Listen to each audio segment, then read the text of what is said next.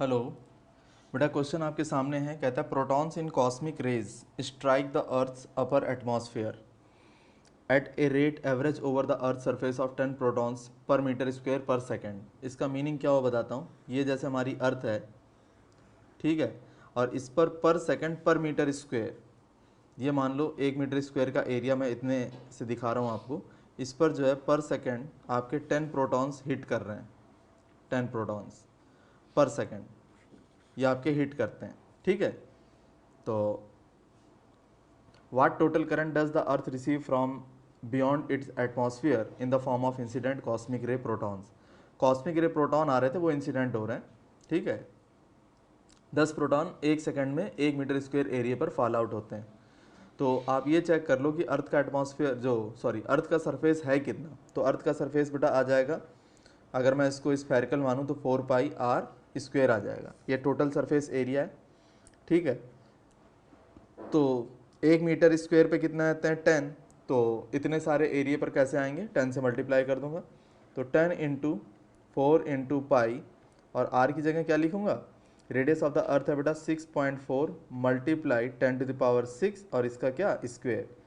तो ये आ जाएगा आपका जा करके 10 multiply by 4 multiply by pi, फिर आ जाएगा आपका 6.4 मल्टीप्लाई 6.4 और मल्टीप्लाई 10⁻कितना 12। ये आपका फाइनल आंसर आ जाएगा। बोलो बेटा, समझ आया कि नहीं आया। इस तरह से आप प्रॉब्लम को आसानी के साथ सॉल्व कर सकते हो। अच्छा, ये क्या आया, ये टोटल आपके प्रोटॉन आए। ये क्या आ गया, टोटल प्रोटॉन, टोटल प्रोटॉन्स इतने आ गए। अब हमें तो निकालनी करंट, टोटल करंट निकालनी है। तो टोटल करंट का मतलब टोटल चार्ज। तो टोटल प्रोटॉन पता चल गया तो टोटल चार्ज पता चल जाएंगे आपको। टोटल चार्ज कैसे निकालोगे, क्यू इज इक्वल टू क्या होता है बेटा, Q is equal to N into E. तो एन आपको पता है कितना है, एन की वैल्यू ये पूरी की पूरी एन ही तो है। ये क्या है, टोटल एन है आपका ये। तो इसकी वैल्यू यहाँ पुट कर दोगे। और इलेक्ट्रॉन के ऊपर चार्ज कितना आता है, 1.6 इंटू 10⁻⁻19 कूलम। तो जब मल्टीप्लाई करोगे तो टोटल आपको कूलम में पता चल जाएगा चार्ज कितना है। अब आपको पता है क्यू इज इक्वल टू क्या होता है, आई इंटू टी। तो आई कितना आ जाएगा बेटा, आई आ जाएगा क्यू अपॉन टी। टी की जगह तो आप ले लेना 1 सेकेंड। तो सीधे सीधे जो क्यू निकाला आपने, ये वाला क्यू, ये वैल्यू यहाँ पर पुट कर देना, आपको करंट की वैल्यू मिल जाएगी। Got the idea. ये क्वेश्चन देखो बेटा आपके सामने है। कहता है a uniform copper wire of length 1 metre.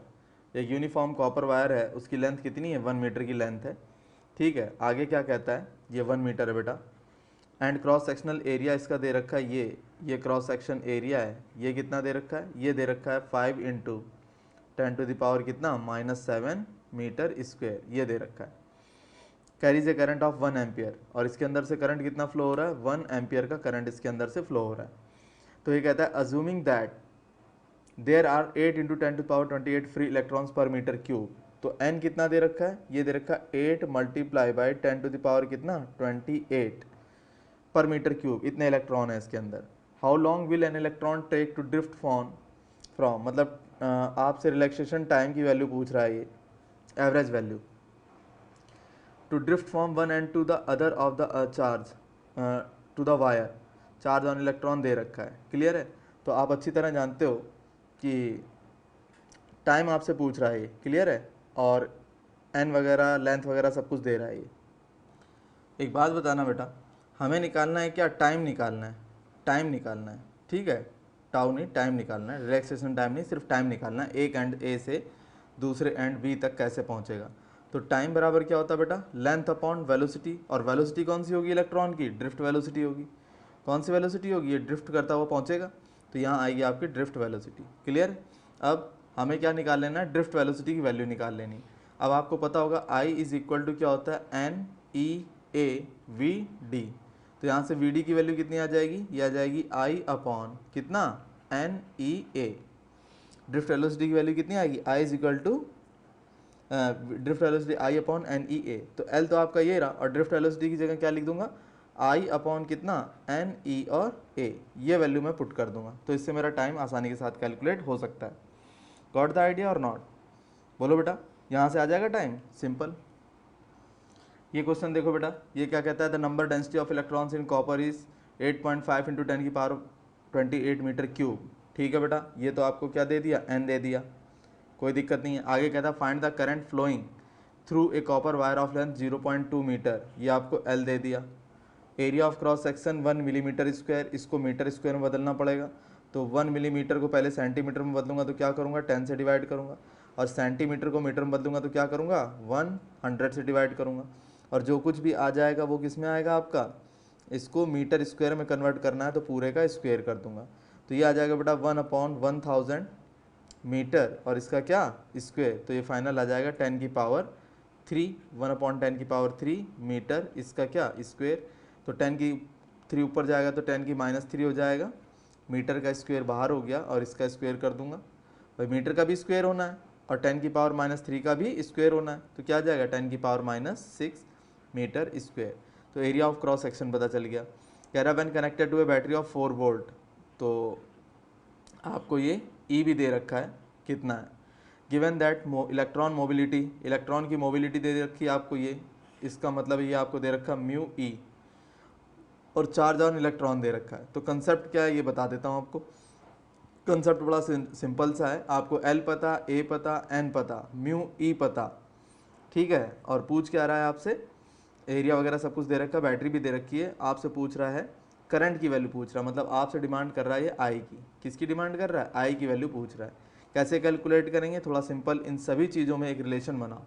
L आपको पता है, एरिया आपको पता है, ठीक है, इसके बाद म्यू ई आपको पता है, और इसके बाद जो है ई की वैल्यू ये भी आपको पता है, ईएमएफ पता है ना, या वोल्टेज लगा लो, वी पता, वी जो है आप वी से सोच लो, वी भी आपको पता है।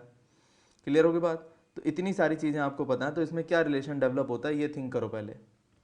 देखो बेटा, अगर आप ध्यान से सोचोगे तो I इज इक्वल टू आपको पता है क्या होता है, n E A we d, ये तो फार्मूला आपको पता है, I is equal to N E A we d. अब ये कितना आ जाएगा, ये आ जाएगा आपका जा करके एन ई ए, और वी डी आपको पता है drift velocity mu e is equal to क्या होता है, वी डी बाई ई, क्या होता है वी डी बाई ई, तो यहाँ से वी डी कितना आ जाएगा, यह आ जाएगा बेटा म्यू इंटू ई, तो वी डी की जगह मैं क्या लिख दूंगा, म्यू इंटू ई लिख दूंगा। और एक फार्मूला आपको और पता होगा, वो फार्मूला होता है E is equal to V by L, E is equal to क्या होता है वी बाई एल, तो जहाँ ई लिखा हुआ है वहाँ मैं क्या लिख दूंगा, वी बाई एल लिख दूंगा। बोलो बेटा समझ आया कि नहीं आया, ये चीज़ लिख सकता हूँ कि नहीं लिख सकता हूँ, तो ये वैल्यू आपकी आ जाएगी अब जा करके n E A mu V by L, that is I. अब अगर आप गौर से देखें तो देखो आपको क्या क्या पता है, एन दिया हुआ है, इलेक्ट्रॉन का चार्ज पता है, एरिया निकाल लिया है, म्यू की वैल्यू क्वेश्चन में दे रखी है, पोटेंशियल की वैल्यू दे रखी है, वो पोटेंशियल डिफरेंस, और एल की वैल्यू दे रखी है, तो यहाँ से आप आसानी के साथ आई की वैल्यू कैलकुलेट कर सकते हैं। देखो बेटा, एक ट्यूब है आपकी, ये आपकी एक ट्यूब है, क्लियर होगी बात, और number of protons drifting across any cross section is 1.0 into 10⁻18 पर सेकेंड, इतने सारे जो हैं आपके प्रोटॉन ड्रिफ्ट कर रहे हैं, ये प्रोटॉन जो है आपके ड्रिफ्ट कर रहे हैं। while the number of electrons drifting in the opposite direction across the another cross section is 2.0 into 10⁻18 per second. If the voltage across the tube is 240 volt, इतनी है, what is the effective resistance of the tube? आपको effective resistance निकालना है, तो obvious ही बात है जहाँ से ज़्यादा इलेक्ट्रॉन निकल रहे हैं उसका रेजिस्टेंस कम होगा, ठीक है, और जहाँ से कम निकल रहे हैं वहाँ उसका रेजिस्टेंस ज़्यादा रहा होगा। क्लियर होगी बात, तो हमें ये इसकी फिजिक्स समझनी है कि जहाँ से ज़्यादा नंबर ऑफ चार्जेस पास हो रहे हैं तो उसका रेजिस्टेंस लो होना चाहिए, और जहाँ कम नंबर ऑफ चार्जेस पास हो रहे हैं वहाँ रेजिस्टेंस ज़्यादा होना चाहिए। क्यों, क्योंकि दोनों के साथ बैटरी तो एक जैसी यूज़ करी है, बैटरी तो हमने एक जैसी यूज़ की है, बस आपको ये देखना है कि कहाँ कम पास हो रहे हैं कहाँ ज़्यादा पास हो रहे हैं, उसके हिसाब से हम रेजिस्टेंस निकाल लेंगे और हमें वैल्यू मिल जाएगी। तो बेटा कैसे करोगे इसको, देखो मैं बताता हूँ। इसमें जो आपका करंट आएगा आई, वो किसकी वजह से, प्रोटॉन की वजह से भी है और इलेक्ट्रॉन की वजह से भी है। तो प्रोटॉन के ऊपर जो चार्ज है आपका पर सेकंड की अगर मैं बात करूँ, पर सेकंड ये पास कर रहे हैं, तो देखो बेटा कितने थे प्रोटॉन, 1.0 मल्टीप्लाई बाय 10⁻18, इतने प्रोटॉन थे। एक प्रोटॉन पे चार्ज कितना था, 1.6 इंटू 10⁻⁻19 कूलम। क्लियर है, ये आपका जो है नंबर ऑफ प्रोटॉन थे, ये चार्ज है, तो क्या बराबर एन से चार्ज आ गया, तो आई बराबर क्या वो अपॉन टी होता है, टी आपका 1 सेकेंड है। अरे ये तो टोटल चार्ज आ गया ना, टोटल चार्ज ये हो गया क्या बराबर एन से, ये एन है आपका नंबर ऑफ प्रोटॉन है, और ये 1 के ऊपर चार्ज है, और ई टाइम की जगह क्या करूँगा 1 सेकेंड। क्लियर है, तो 1 से कोई फ़र्क पड़ना नहीं। इसके बाद कौन करंट दे रहा है? आपको इलेक्ट्रॉन करंट दे रहे हैं। इलेक्ट्रॉन कितने हैं? 2.0 इंटू 10⁻18 और एक इलेक्ट्रॉन पे चार्ज कितना है? 1.6 इंटू 10⁻19 और टाइम कितना ले रहे हैं? 1 सेकंड ले रहे हैं। तो यहाँ से आई निकल आया, यहाँ से टोटल करंट पता चल गया। अब आपको क्या निकालना है? Effective resistance. तो V इज इक्वल टू क्या होता है? I into R. तो बेटा R इज इक्वल टू क्या आ जाएगा? R इज इक्वल टू आ जाएगा V अपॉन I। तो V की वैल्यू 240 वोल्ट है, I आपने निकाल लिया है, तो यहाँ से इफेक्टिव रेजिस्टेंस नहीं निकाल लोगे। जो भी सिस्टम के अंदर टोटल इफेक्टिव रेजिस्टेंस है वो आसानी के साथ आपको पता चल जाएगा। Got the idea? ये क्वेश्चन देखो बेटा आपके सामने, कहता find the resistance of a hollow cylindrical pipe of length 1 metre. तो L कितना दे दिया बेटा? 1 मीटर दे दिया। whose inner and outer radii are 10 cm and 20 cm respectively, the resistivity of the material is this। तो रो दे रखा है, रो दे रखा है कितना है? 2 इंटू 10 की पावर कितना? -8 ओम मीटर। क्लियर है? और इनर रेडियस आउटर रेडियस दे रखी है, तो क्रॉस सेक्शनल एरिया नहीं निकाल लूंगा बेटा। देखो बेटा क्रॉस सेक्शनल एरिया कैसे आएगा? एक तो ये हो गया आपका, क्लियर है, और जो दूसरी चीज हो गई वो आपकी ये हो गई, ये हो गई। क्लियर हो गया कि नहीं हो गया? ये हो गया आपका। अब जरा दिमाग लगाओ क्या होगा वो बताता हूँ। ये जो पोर्शन है आपका, ये पोर्शन और ये पोर्शन, इसी तरह से ये पोर्शन और ये पोर्शन, इस तरह से ये जो है दो पोर्शन आपके आ जाएंगे। कुछ इस तरह की बात हो जाएगी ना, मैं बताता हूँ आपको, कुछ इस तरह की बात हो जाएगी। एक तो ये आउटर वाली रिंग, ये आउटर सिलेंडर हो गया, और बेटा क्या हो गया? एक इनर सिलेंडर हो गया, ये आपका इनर सिलेंडर हो गया, ये रहा, ये इनर सिलेंडर आपका। ठीक है, इनर सिलेंडर। अब जो है इसके बीच की बात करनी है हमें, इसके बीच में ही तो हमारा एरिया काम का है, और तो हॉलो है ये, और तो पोर्शन कैसा है? ये हॉलो है, और पूरा का पूरा पोर्शन कैसा है? ये हॉलो है। समझ आया कि नहीं आया? तो ये जो सैडेड पार्ट है इसका एरिया कैसे निकलेगा ये बता देता हूँ। इसका एरिया निकलेगा बेटा पाई, कॉमन ले लो, या पाई आप ऐसा करो, पाई R1 स्क्वेयर, पाई R1 स्क्वेयर माइनस पाई R2 स्क्वेयर। तो एरिया आपका टोटल ये आ गया। लेंथ आपको पता ही है, रो की वैल्यू आप जानते ही हो। अब ये क्या पूछ रहा है आपसे? ये कह रहा है रेजिस्टेंस बताओ। तो बेटा R इज इक्वल टू क्या होता है? रो L बाई ए। क्या होता है बेटा? रो L बाई ए होता है। क्लियर होगी बात? तो अब एक बात बताना, आपको क्या क्या पता है? आपको रो की वैल्यू पता है, लेंथ आपको पता है, ठीक है, एरिया आप निकाल लोगे। ध्यान रखना इसमें R1 R2 सेंटीमीटर में दिए हैं, उसको मीटर में जरूर कन्वर्ट कर लेना। एरिया ही है आपका, ये क्या आ जाएगा? क्रॉस सेक्शनल एरिया आ जाएगा, जितने हिस्से से इलेक्ट्रॉन पास करेंगे उसका एरिया है। गॉट द आइडिया और नॉट? सिंपल सा क्वेश्चन है, फिजिक्स मैंने आपको बता दी। जो सैडेड पार्ट है ना आपका, ये इसी से जो है आपका ये जो हॉलो सिलेंडर था, इतने वाले हिस्से से, इतने हिस्से से जो है आपके चार्जेस पास होंगे, तो उसका एरिया निकाल लिया मैंने पाई R1 स्क्वेयर माइनस पाई R2 स्क्वेयर से। रो में जानता ही हूँ, लेंथ में जानता ही हूँ, तो रेजिस्टेंस की वैल्यू मैं आसानी के साथ कैलकुलेट कर सकता हूँ। Got the idea? ये क्वेश्चन देखो बेटा क्या है, a uniform wire of length L and radius small r, ठीक है, रेजिस्टेंस 100 ओम। तो लेंथ दे दी L, रेडियस दे दी R, रेजिस्टेंस क्या दे दिया? रेजिस्टेंस दे दिया 100 ओम दे दिया, ठीक है। कह रहा है it is recast into a thin wire of length 2L। तो पहला केस है कि इसने इसको रीकास्ट किया है, रीकास्ट करके लेंथ कितनी कर ली है? 2L। तो एक बात बताना बेटा, अगर आपके पास मान लो ये रॉड है, कोई ये रॉड है, और आप इसको रीकास्ट करते हो, रीकास्ट करते हो मतलब इसी मटेरियल से दूसरा वायर या बनाते हो या कोई सिलेंडर बनाते हो, जो भी कुछ कर रहे हो इसी मटेरियल से कर रहे हो, लेकिन वो आपका 2 लेंथ का हो जाएगा, डबल लेंथ का अगर हो रहा है तो साफ दिखाई दे रहा है ग्रीन वाले का क्रॉस सेक्शनल एरिया कम है, ब्लू वाले का क्रॉस सेक्शनल एरिया ज़्यादा है। साफ दिखाई दे रहा है? अरे इसका क्रॉस सेक्शनल एरिया ये है और इसका क्रॉस सेक्शनल एरिया ये है, तो ये अंतर आ जाएगा। अब आगे की बात करता हूँ, देखो बेटा, अब आगे की बात करता हूँ, देखो, तो वॉल्यूम तो दोनों का सेम रहेगा, वॉल्यूम में तो कोई अंतर नहीं आएगा। और जो सिलेंडर होता है उसका वॉल्यूम क्या होता है? पाई R स्क्वेयर H। तो पाई R1 स्क्वेयर, लेंथ कितनी है? L, R1 को आप R रहने दो। फिर आपने क्या किया? पाई, रेडियस के बारे में मुझे कुछ नहीं पता, रेडियस मैंने क्या मान ली? कैपिटल R मान ली, इसका स्क्वायर, लेकिन लेंथ मुझे पता है कितनी हो गई? 2L। तो इस पाई से ये पाई कैंसिल हो गया, ठीक है। तो यहाँ से कैपिटल R की वैल्यू कितनी आ जाएगी? ये आ जाएगी R स्क्वेयर अपॉन 2L, और यहाँ क्या? L, L से L कैंसिल हो गया, तो कैपिटल R आपका कितना आ जाएगा? R square, sorry, capital R square आ जाएगा आपका R स्क्वेयर बाई 2। ये नया जो है आपका रेडियस का स्क्वायर निकाल लिया, क्लियर है। तो नया एरिया क्या हो जाएगा? न्यू एरिया, ये हो जाएगा pi into capital R square, तो ये बन जाएगा जा करके पाई R स्क्वेयर बाई 2। इसका मतलब है पहले वाले का हाफ हो गया, ये पहले वाले का कितना हो गया, हाफ हो गया, क्योंकि शुरू में इसके करस्पॉन्डिंग एरिया कितना था, पाई इंटू आर स्क्वेयर था। आर स्मॉल आर के करस्पॉन्डिंग एरिया आपको पाई आर स्क्वायर मिलेगा, और यहाँ पर एरिया कितना आ रहा है, पाई आर स्क्वायर बाई 2 आ रहा है। मतलब अगर ये चीज़ मेरी ए है तो ये मेरी कितनी आ जाएगी, ए बाई 2, नया एरिया आपका ए बाई 2 आ गया। यहाँ तक कोई दिक्कत नहीं। तो कह रहा है calculate the resistance of new wire, नए वायर की रेजिस्टेंस निकालना है। तो आप अच्छी तरह जानते हो आर इज इक्वल टू क्या होता है, रो एल बाई ए। तो रो तो चेंज नहीं होना, वो तो ऐसे का ऐसा रहेगा। लेंथ मैंने क्या कर दी, 2L कर दी, और एरिया मैंने क्या कर दिया, ए बाई 2 कर दिया। ये 2 यहाँ आ जाएगा, तो ये आ जाएगा बेटा जा करके रो एल अपॉन ए और मल्टीप्लाई बाई 4। तो ये शुरू का रेजिस्टेंस था, इसका 4 टाइम्स हो जाएगा। जो नया रेजिस्टेंस होगा उसका 4 टाइम्स हो जाएगा। मतलब अब जो नया रेजिस्टेंस आएगा वो आपका हो जाएगा 400, क्योंकि ओरिजिनल कितना था, 100 ओम था। अब ये कितने में कन्वर्ट हो जाएगा, 400 ओम में कन्वर्ट हो जाएगा। क्लियर होगी बात या नहीं हुई? तो इंपॉर्टेंट क्वेश्चन है ये, इस तरह का क्वेश्चन आ सकता है आपके एग्जाम में भी। तो मैंने बता दिया, वॉल्यूम दोनों का इक्वल कर लेना, वॉल्यूम इक्वल करके नई रेडियस निकाल लेना।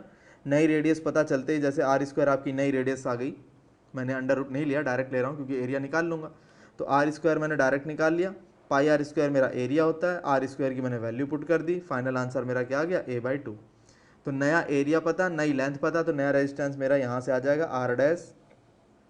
एल की जगह मैं 2L ले लूँगा, एरिया की जगह मैं ए बाई 2 ले लूँगा, सॉल्व और करके आ जाएगा 4 टाइम्स ओरिजिनल रेजिस्टेंस। तो ओरिजिनल रेजिस्टेंस कितना था, 100 ओम, तो ये कितना आ जाएगा, 400 ओम। Got the idea? अब अगला केस है बेटा, इसने रेडियस को r बाई 2 कर लिया। तो ओरिजिनल रेडियस r थी, नई रेडियस r बाई 2 हो गई। ठीक है, ओरिजिनल रेजिस्टेंस कितना था, 100 ओम था, नया रेजिस्टेंस ये पूछ रहा है r डैश। ठीक है, लेंथ स्टार्टिंग में L थी, तो अब कितनी हो जाएगी, L डैश हो जाएगी। तो दोबारा मैं वही काम करूँगा, अगर मैं रेडियस को हाफ कर दूंगा तो ये केस A है और ये केस आपका B है। अगर मैं रेडियस को हाफ कर दूंगा तो लेंथ पे क्या फ़र्क पड़ेगा, क्योंकि मैं उसी वायर से कर रहा हूँ। जैसा कि मैंने आपको बताया था, ये आपका मोटा सा वायर था, इसको आपने क्या कर दिया, रीकास्ट कर दिया, पतला कर दिया है। तो इस तरह की चीज़ कर दी है, तो लेंथ तो चेंज हो ही जाएगी आपकी। ये मानते हो कि नहीं मानते हो, लेंथ चेंज हो जाएगी। तो मैं वही बात कर रहा हूँ यहाँ पर। तो अब यहाँ दोबारा हम वही लगाएंगे, पाई स्टार्टिंग का केस है, ए वाला केस है, पाई आर स्क्वेयर एल, ये ओरिजिनल था।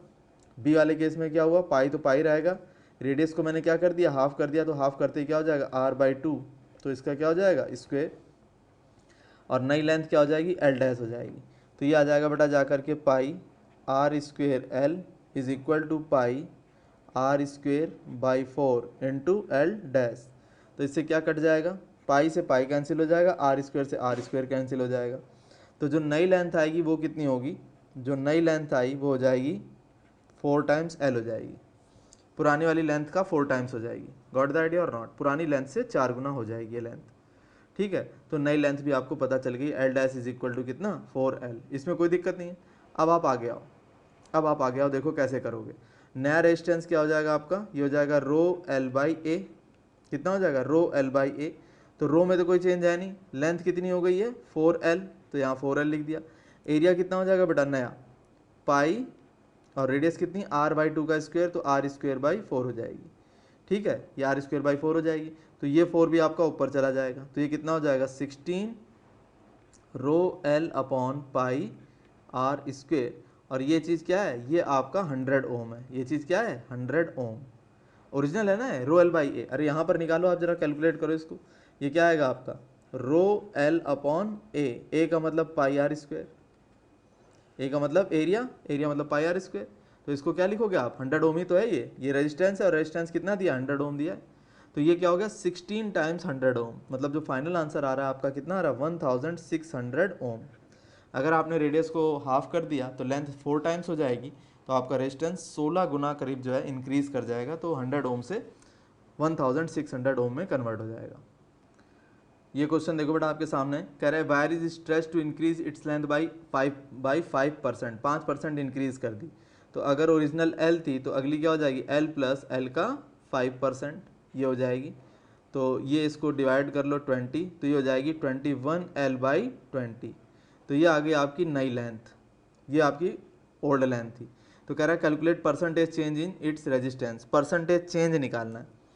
ठीक है, परसेंटेज चेंज निकालोगे तो एक बात बताओ, लेंथ में आप नई लेंथ ही आ गई, तो वायर को अगर स्ट्रेच कर रहे हो तो मटेरियल में तो कोई चेंज हुआ नहीं, तो जो शुरू में इसका एरिया था बाद में उसका एरिया चेंज हो जाएगा कि नहीं हो जाएगा? खूब अच्छी तरह सोचो, एरिया चेंज होगा कि नहीं होगा? तो हमारा जो फार्मूला होता है वो क्या होता है? पाई आर स्क्वेयर एल, ये सिलेंड्रिकल वायर का एरिया होता है। आप गौर से अगर देखोगे बेटा तो ये जो पाई आर स्क्वायर होता है ये एरिया ही तो होता है, तो एरिया इंटू लेंथ क्या हो गया? वॉल्यूम हो गया। तो ये तो शुरू का एरिया है ए, और ये आपकी लेंथ है स्टार्टिंग में। बाद में क्या हुआ? एरिया मुझे नहीं मालूम, ए डैश हो गया, मान लो एरिया कितना हो गया? ए डैश हो गया। तो और लेंथ कितनी हो गई? लेंथ हो गई मेरी जाकर के 21L/20। तो वॉल्यूम तो अभी दोनों के सेम मिलेंगे, इस एल से ये एल कैंसिल हो जाएगा, तो जो ए डैश आएगा वो क्या आ जाएगा? वो आ जाएगा 20A/21। नया एरिया इतना हो जाएगा, मतलब डिक्रीज कर गया area, cross sectional area decrease कर गया। तो अब रेजिस्टेंस में क्या फ़र्क पड़ा ये निकाल लेता हूँ। इनिशियल केस में क्या था आपका? इनिशियल केस में था आपका R is equal to rho L by A, कोई दिक्कत नहीं है, रो एल बाई ए था, ये इतना ही तो था। अब फाइनल केस में क्या आ गया? फाइनल केस में आ गया आर डैश, ये कितना आ जाएगा? रो एल की जगह कितना लिखूंगा बेटा? एल की जगह लिखूंगा 21L/20, और ए की जगह क्या लिखूंगा? 20, इसको ध्यान से देखो, 20A कितना? 21, ये लिखूंगा। अब इसको सॉल्व करता हूँ, तो जो आर डैश आया वो कितना आ जाएगा? ये आ जाएगा बेटा जा करके रो एल अपॉन ए, 21 सबसे ऊपर जाएगा तो 21 multiply by 21 divided by 20 multiply by 20, ये आएगा। तो ये आर डैश क्या आ जाएगा? ये आ जाएगा आपका जा करके रो एल बाई ए, 21 का स्क्वायर कितना? 441 डिवाइडेड बाई कितना? 400, ये आ जाएगा। नया रेजिस्टेंस आपका ये आ जाएगा। तो रेजिस्टेंस में चेंज कितना आया? चेंज इन रेजिस्टेंस क्या आएगा? आर डैश माइनस आर आएगा। और ये ओरिजिनल वाले का कितने परसेंट है यही पूछ रहा है, परसेंटेज चेंज इन रेजिस्टेंस पूछ रहा है। तो R dash minus R upon R multiply by 100 हमें ये कैलकुलेट करना है। तो बस आप क्या करोगे? आर डैश की आपको वैल्यू पता ही है, ये रही आर डैश की वैल्यू। आर की वैल्यू आप जानते ही हो क्या होती है? Rho L by A, rho L by A, और यही वैल्यू आप यहाँ भी पुट कर देना, मल्टीप्लाई 100 कर देना, आपका फाइनल आंसर आ जाएगा। गॉट द आइडिया और नॉट? तो उसको आपको जो है परसेंटेज चेंज इन रेजिस्टेंस मिल जाएगा। समझ में आएगी नहीं आई बात? इस तरह से आप सवाल को सॉल्व कर सकते हैं। ये क्वेश्चन देखो बेटा, कहता है hollow cylinder of length L and radii of A and B, radii दे रखी है एक की ए और एक की बी, तो आपका क्रॉस सेक्शनल एरिया कितना पता चल गया? उससे पता चल जाएगा, अभी बता दूंगा। filled with a material of resistivity rho and is connected to a battery of EMF E through an ammeter as shown in figure. Find the current through the ammeter. तो बेटा हमें निकालना है एमीटर से जो करंट शो करेगा वो निकालनी, मतलब मुझे कैलकुलेट करना आई की वैल्यू निकालनी है। ई मुझे पता है, EMF कितना? ई, ये मुझे पता है। अगर मैं रेजिस्टेंस निकाल पाया तो बात बन गई। रेजिस्टेंस निकालने के लिए क्या करना पड़ेगा? रो एल बाई ए करना पड़ेगा। क्लियर है? तो रो में कोई प्रॉब्लम नहीं है, एल में कोई प्रॉब्लम नहीं है। प्रॉब्लम किस में आएगी? सिर्फ क्रॉस सेक्शनल एरिया में आएगी। क्रॉस सेक्शनल एरिया कौन सा काम करेगा? ये जो रेड पोर्शन है इसको छोड़ दो, इस रेड पोर्शन को छोड़ दो, बाकी पूरा का पूरा जो है बचा हुआ हिस्सा आपका आ जाएगा। तो कैसे आएगा बेटा ये बता देता हूँ। ये आ जाएगा पाई बड़े वाले की रेडियस कितनी है? ए, और छोटे वाले की बी है, तो pi A square minus pi B square. तो पाई कॉमन आ गया तो आपका क्या बचेगा? A square minus B square. ये आपका क्रॉस सेक्शनल एरिया आएगा। तो ए की वैल्यू आपको पता चल गई कितनी है? ये वैल्यू आपकी ए की है। तो रेजिस्टेंस आपको पता चल गया, अरे रो पता, एल पता और क्रॉस सेक्शनल एरिया पता, तो रेजिस्टेंस पता चल गया। अब आई इज इक्वल टू क्या होता है? आई इज इक्वल टू होता है V by R. I is equal to क्या होता है? V by are. वी की जगह क्या ले लोगे आप? ई ले लोगे, और रेजिस्टेंस की वैल्यू तो आप जानते ही हो कितनी आ जाएगी? रो एल बाई ए। तो बस रेजिस्टेंस की वैल्यू आप यहाँ पुट कर देना, आपको करंट की वैल्यू मिल जाएगी। नहीं समझ में आया? अरे रेजिस्टेंस तो निकाल लिया, इसके बाद जो है आपके पास ई की वैल्यू पता ही है, ई, बस I is equal to V by R में वैल्यू पुट करो, आंसर। ये क्वेश्चन देखो बेटा, a wire of 15 ohm resistance is generally gradually stretch to double its length, original length. तो ओरिजिनल कितनी थी? एल, फाइनल कितनी हो गई? 2L। तो एरिया पे क्या फर्क पड़ेगा अभी कैलकुलेट कर लेते हैं। It is then cut into 2 equal parts, इसके बाद इसके 2 पार्ट कर दिए। These parts are then connected in parallel across a 3 volt battery. Find the current drawn from the battery. Current पूछ रहा है कितनी ली जाएगी। तो देखो बेटा रेजिस्टेंस पे क्या फर्क पड़ेगा? एल से आप 2L पे जा रहे हो, उसको स्ट्रेच करके, मतलब मटेरियल में चेंज नहीं आ रहा, उसी मटेरियल से आप बना रहे हो, तो वॉल्यूम क्या होता है? Area into length. ये ओरिजिनल हो गया आपका। बाद में एरिया नहीं मालूम मुझे कितना, ए डैश मैंने मान लिया, लेकिन लेंथ मुझे पता है कितनी हो गई, 2L हो गई, तो L से L कैंसिल हो गया, तो जो नया एरिया है ए डैश वो और पुराने वाले से कितना हो जाएगा, हाफ हो जाएगा, कोई दिक्कत नहीं है, एरिया मुझे पता चल गया। अब जरा दिमाग लगाओ, एरिया मुझे पता चल गया, ठीक है। अब न्यू रेजिस्टेंस कैसे आएगा, आर डैश आ जाएगा बेटा आपका जाकर के रो एल डैश अपॉन ए डैश, इसी से तो आएगा। तो रो में तो कोई चेंज आना नहीं है, मटेरियल तो आप बदल ही नहीं रहो, रो डिपेंड करता मटेरियल पे, मटेरियल नहीं बदला आपने, तो रो रहेगा। लेंथ कितनी हो गई 2L, एरिया कितना हो गया A/2, तो ये फाइनल कितना आ जाएगा रो एल अपॉन ए और मल्टीप्लाई बाई 4। ये चीज़ क्या थी, ये ओरिजिनल थी आपका रेजिस्टेंस, तो ये हो जाएगा 4R।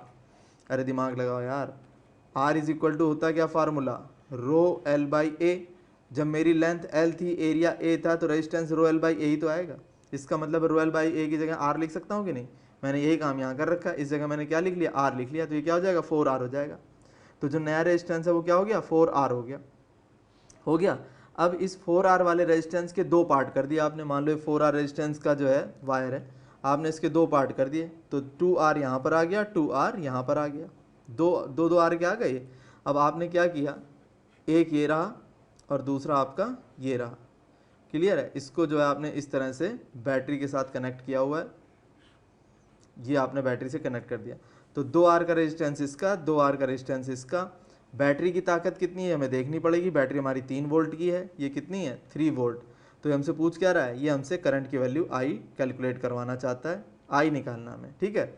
तो इफेक्टिव रेजिस्टेंस निकाल लेता हूँ सबसे पहले। इफेक्टिव रेजिस्टेंस कैसे आएगा, R 1/R इफेक्टिव, ये आ जाएगा 1/2R प्लस 1/2R, ये आ जाएगा इफेक्टिव रेजिस्टेंस। तो ये हो जाएगा आपका जाकर के 2R, ये हो जाएगा 1 + 1 और ये आ जाएगा 1/R इफेक्टिव। तो इस 2 से ये 2 कैंसिल, तो R इफेक्टिव कितना आएगा आपका, R इफेक्टिव आपका R के इक्वल आ जाएगा। अब आप अच्छी तरह जानते हो V इज इक्वल टू क्या होता है, I × R इफेक्टिव। V हमें पता है कितना 3, I की वैल्यू मैं जानता नहीं हूँ, R इफेक्टिव कितना आ रहा है R, तो ये फाइनल कितना आ जाएगा 3/R, that is equal to I। 3/R आ जाएगा बेटा, समझ में आएगी नहीं, 3/R जो है आपका फाइनल आंसर आ जाएगा, क्लियर है। अब R कितना है 15 ओम, इसने पहले ही दे रखा है, ये चीज़ कितनी है 15 ओम है, कितनी थी ये 15 ओम, तो R की जगह मैं क्या लिख दूंगा 15, तो 3/15 that is equal to I, तो ये हो जाएगा 1/5, या इसको लिख सकते हो आप 0.2 एम्पियर की करंट आपसे बैटरी देगी। समझ में आया कि नहीं आया, इतने एम्पियर की जो है बैटरी आपको करंट दे देगी। ये देखो बेटा क्वेश्चन क्या कहता है, कहता है find the time of relaxation between collision and free path of electrons in copper at room temperature. मतलब ये आपसे टाउ की डिमांड कर रहा है, टाउ आपको नहीं पता, समझ में आ गई बात। गिवन रेजिस्टिविटी ऑफ कॉपर, रो दे रखा है बेटा, रेजिस्टिविटी रो दे रखी 1.7 ओम, 1.7 × 10⁻⁸ ओम मीटर, जो भी है ये दे रखी है आपको। Number density of electron in copper, ये स्मॉल n दे रखा है। चार्ज इलेक्ट्रॉन का दे रखा है, मास दे रखा है, ड्रिफ्ट वेलोसिटी दे रखी है इलेक्ट्रॉन की 1.6 × 10⁻⁴ मीटर पर सेकेंड। तो पूछ रहा है टाइम ऑफ रिलैक्सेशन, ये कैसे कैलकुलेट करेंगे, जरा दिमाग लगाओ। टाउ में, रो में, एन में और मास वगैरह में क्या रिलेशन होता है ये बताता हूँ बेटा। इसमें रिलेशन जो होता है आपको पता होना चाहिए, rho is equal to m/n × E² tau, ये फार्मूला होता है। अब मुझे इसमें कैलकुलेट क्या करना है, मुझे टाउ की वैल्यू निकालनी है। m दिया हुआ है 9.1 10⁻31, स्मॉल n दे रखा है 8.5 × 10⁻28, इलेक्ट्रॉन का चार्ज आप जानते हो 1.6 10⁻19, रो की वैल्यू दे ही रखी है। तो क्या नहीं पता, सिर्फ आपको टाउ नहीं पता, निकाल सकते हैं कि नहीं निकाल सकते हैं, सिंपल क्वेश्चन है। ये क्वेश्चन देखो बेटा, ये कहता है एल्यूमिनियम वायर है, डायमीटर दे रखा है इसका इतना, connected in series with a copper wire of diameter इतना, the wires carry an electric current of 10 ampere. तो आई कितना है बेटा, आई है हमारा 10 एम्पियर, कितना है 10 एम्पियर है, और पहले वाले का डायमीटर दे रखा है और दूसरे वाले का डायमीटर दे रखा है। मतलब R1 कितना दे रखा है, R1 दे रखा है 0.12 और R2 कितना दे रखा है, दे रखा है 0.8 सेंटीमीटर, दोनों के दे रखे हैं, ठीक है। The wires carry in electric current of 10 ampere, ठीक हो गया। कह रहा है पहला question find out current density in the aluminium wire, हमें क्या निकालनी है, करंट डेंसिटी निकालनी है, क्लियर होगी बात, करंट डेंसिटी। तो करंट डेंसिटी का मतलब J इज इक्वल टू हमें निकालना I/A, क्या निकालना I/A। तो ज़रा दिमाग लगाओ कैसे करोगे आप, ये बता देता हूँ। एरिया कैसे निकालोगे, ये देखो, करंट डेंसिटी पूछा है बेटा इसमें एल्यूमिनियम वायर में पूछा है, किस में पूछा है, एल्यूमिनियम वायर में। और एल्यूमिनियम वायर दिया हुआ है इसने डायमीटर, ये एल्यूमिनियम वायर का ही है। ये वाला रेडियस कितना था, किसका है, एल्यूमिनियम का है, और ये वाला किसका था, कॉपर का है, ये दे रखा है। ठीक है, तो J is equal to I by A निकालना है। क्लियर है, तो आई दे रखी इसने कितनी, 10 एम्पियर। अब क्योंकि सीरीज में है तो जो एल्यूमिनियम से करंट जाएगी वही आपकी कॉपर से जाएगी, तो आई तो आपको पता है इसमें कितनी हो गई, 10 एम्पियर। सिर्फ दिक्कत किसकी है, एरिया की। एरिया कैसे निकाल लोगे, पाई इंटू आर एल्यूमिनियम इसका स्क्वायर, तो पाई में कोई दिक्कत नहीं। और एल्यूमिनियम की रेडियस दे रखी है 0.12, तो इसको 100 से डिवाइड कर लोगे और इसका स्क्वायर कर लोगे, तो ये एरिया आ जाएगा। बस वैल्यू पुट कर दो, आपका आंसर आ गया। एक क्वेश्चन हो गया। बी देखो, drift velocity of electron in the copper wire. Copper wire में ड्रिफ्ट वेलोसिटी, तो फार्मूला क्या होता है, I is equal to N E A we D. तो हमसे किसकी डिमांड कर रहा है, हमसे डिमांड कर रहा है ड्रिफ्ट वेलोसिटी की। एन नंबर ऑफ इलेक्ट्रॉन्स हैं कॉपर वायर में, क्या दे रखे हैं, देखो बेटा दे रखे हैं इसने पर क्यूबिक मीटर में दे रखे हैं कॉपर में 8.4 इंटू 10 की 28, एन पता है भाई आपको, एन दे रखा है इसने 8.4 इंटू 10 की 28। इलेक्ट्रॉन का चार्ज आप जानते ही हो। एरिया ऑफ कॉपर कैसे निकालोगे, pi into radius of copper और इसका क्या, स्क्वायर। आई आपको पता है 10 एम्पियर है, तो सारी वैल्यूज़ पता है, सिर्फ क्या नहीं पता, वी डी नहीं पता, आसानी से निकाल सकते हैं। Got the idea, thank you.